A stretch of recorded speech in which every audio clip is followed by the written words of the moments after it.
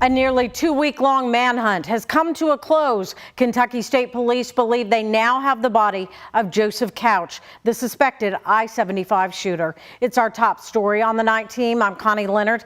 That announcement comes after two people live streaming on YouTube found the body in the Daniel Boone National Forest. You're watching that video now, filmed by Fred and Sheila McCoy, who KSP have credited with finding the body. The night team's Ian Hardwitt and photojournalist Emma Gefter have been covering this search from the beginning. And join us live from London. Ian, did the state police commissioner give details on where that body was found? Connie, he wouldn't say exactly where he was found, and it's still unknown how long the body was there. Still, state police believe that body is Joseph Couch because of the items that were found on it. However, they were not specific about what those are. Still, there's relief in the town because of one answer. This search has come to an end. There was a couple, Fred and Sheila McCoy, advised the troopers that they were also in the area searching for Joseph Couch. Almost immediately after that interaction between troopers and the McCoys, the troopers and McCoys stumbled upon an unidentified body. That body, Kentucky State Police say, was Joseph Couch's, bringing their nearly 2-week-long manhunt to a close. Along with a weapon, items found with the body led KSP to believe it's Couch. Troopers stumbled upon the McCoys, who will get a $25,000 reward for their find while working in the area near I-75, exit 49. And then we observed those vultures. And then that was one of the things that we said early on that, may be a clue for us to see. Can you tell us how far away from the shooting you found this body? We still have detectives out there in the scene processing, and I don't have that information there at this time. KSP wouldn't say how long the body had been there either, but it's on the way to Frankfort for an autopsy. Sheriff John Root says he hoped for a different ending. I want prayers for the victims, also prayers for that family. He's a human being, and I wish we could have took him alive. It just so happened that we didn't.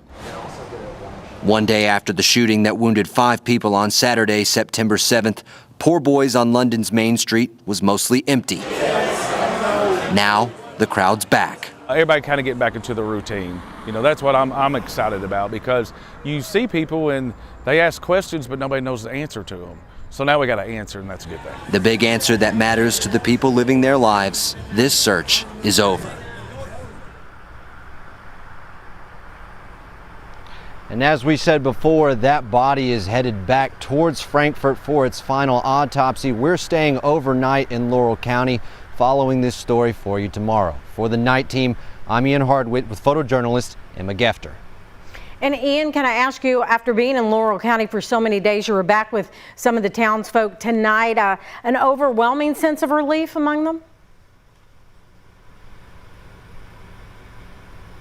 I don't know if it's an overwhelming sense of relief, Connie, because a lot of people were already eager to get back to their lives. School had already started to go back into session, and even in the early days of this, as I was traveling on the back roads and going and knocking on people's doors, they were telling me already, just 2 and 3 days in, we want to go back to riding our four-wheelers in the forest and doing what we like to do out here, our own thing. So I don't know that it's an overwhelming sense of relief, but definitely at Poor Boys up the street, Larry Lee, the co-owner, told me that lots of people were celebrating as this discovery came in.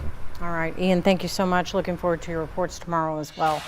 Well, we told you last night, Louisville's mayor is proposing a new punishment for street racers taking over city streets, car crushing. Right now, LMPD is seizing cars involved in street racing takeovers under a city ordinance. But authorities may consider tougher legislation. The night team's Alexandra Goldberg and photojournalist Elijah McKenzie asked local and state authorities if car crushing could curb the issue. A lot of people who are doing this, they think of their car as their baby. They'll think twice about racing their cars on our street, our public streets, endangering our people. Kentucky Representative Republican Jason Nemus of Middletown says he's ready to pump the brakes on Louisville street racers. I want to crush it. I want you to watch it. I want everybody else to see it, so they'll stop putting our people in danger. Car crushing. Local authorities and lawmakers are considering drafting a bill that would level up the punishment for convicted street racers. Tuesday, Democratic Mayor Craig Greenberg cast his support. I strongly support legislation that when we seize vehicles that are partaking in this extremely dangerous behavior, that those cars get crushed. And LMPD Chief Paul Humphrey entertained the idea Wednesday afternoon. Like, we could do a press conference and we could pull up all those cars out here and take like a steamroller and roll over a Corvette or something. Like, that'd be pretty neat. These are the marks left by street racers all over the city. And residents say the problem's gotten more widespread this summer. Right down where we live and where the park is, we have all this type of activity, and it's so dangerous. Carrie Stemler is the HOA president for Waterfront Park Place, a complex downtown. And when we have that kind of activity around a significant amount of pedestrians, we're just asking for something really horrible to happen. He says he's worked with Metro Police for years to help combat the issue. Now, he's all for car-crushing legislation. We're either going to cut it down by convincing that it's not worth it, or we're going to take their means by which to do it. Like some authorities that hope the harsh punishment would deter street racers once and for all. In Louisville, Alexandra Goldberg, WHAS 11 Night Team, on your side.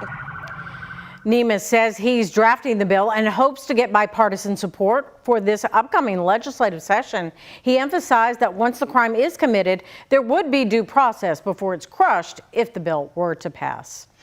Well, we are hearing from people living in Russell County as the community there mourns fallen Deputy Sheriff Josh Phipps. Deputy Phipps died Monday night after being taken to the hospital following a gunshot wound. According to authorities, another man involved in that shooting also died.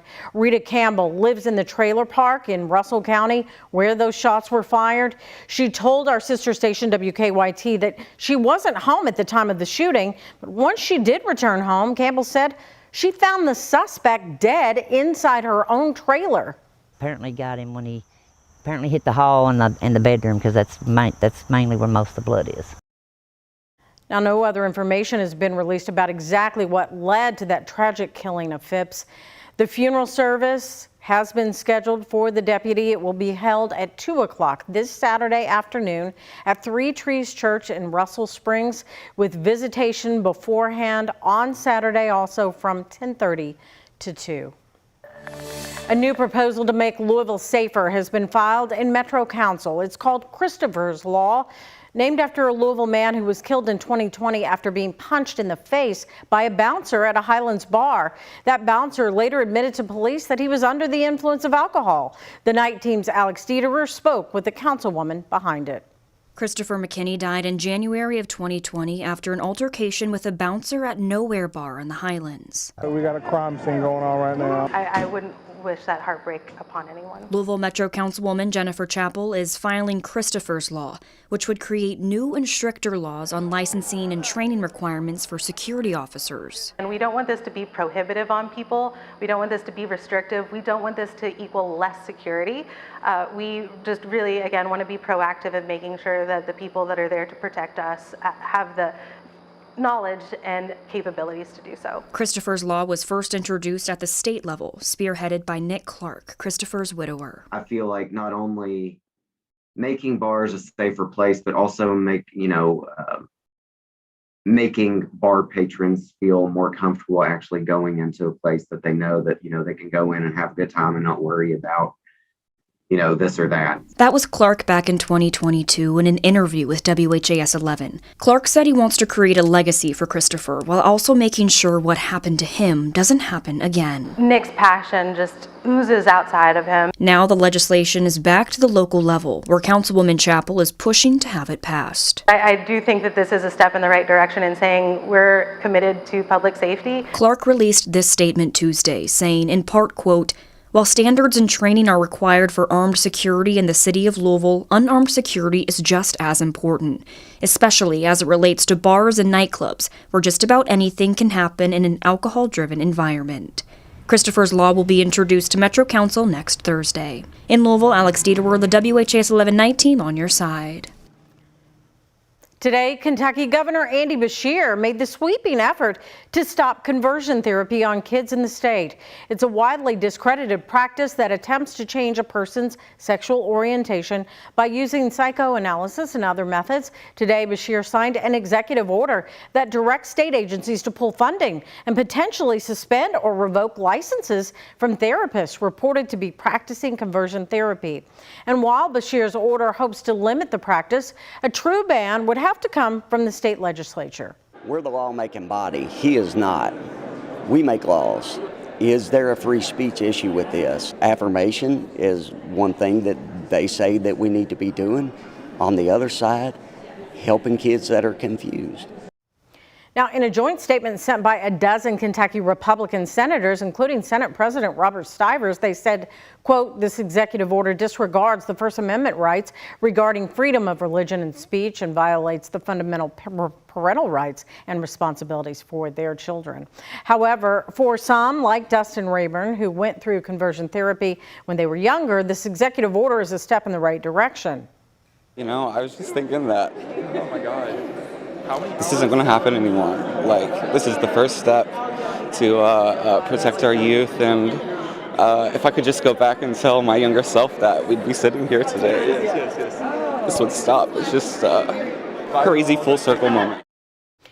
And despite the statement from some Republicans, a bipartisan path to ban the practice could be possible. 11 Kentucky House Republicans since 2020 have at least co-sponsored a bill to make conversion therapy on kids illegal.